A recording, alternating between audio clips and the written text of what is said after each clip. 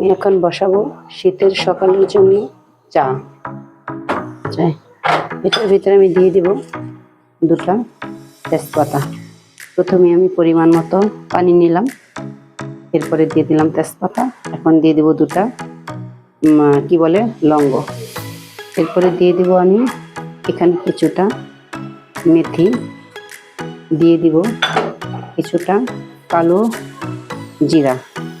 যেহেতু আমি বলেছি শীতের সকালের চা বা ঔষধ, এখন দিয়ে দিব এটার ভিতরে আমি তুলসী পাতা,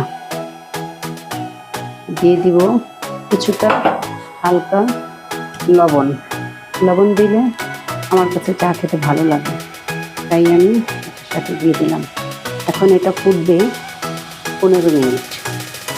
ফিরে এলাম 15 মিনিট পরে। আসলে ঘড়ি ধরে দেখিনি, কিন্তু আনুমানিক দিয়ে দিচ্ছি চায়ের পাতা। অল্প চায়ের পাতা দিয়ে রং চা ভালো হয়, কালার সুন্দর আসে, তাই আমি পরিমাণ মতো দিয়ে দিলাম। মেপে ঝেপে আমি আসলে পারি না, আমি আমার পরিমাণ মতোই দিয়ে থাকি। এটা এখন ফুটবে 3 মিনিট।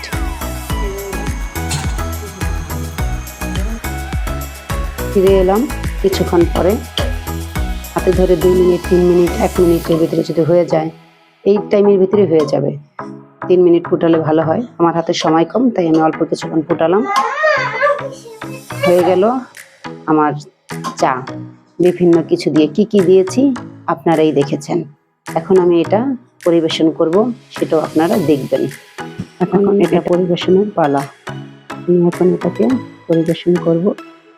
দিয়ে দিব 1 চামচ মধু।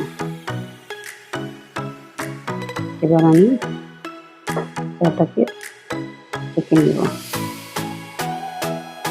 এটাকে ঔষধও বলা যায়, এটাকে চাও বলা যায়, যে যেটা বলে।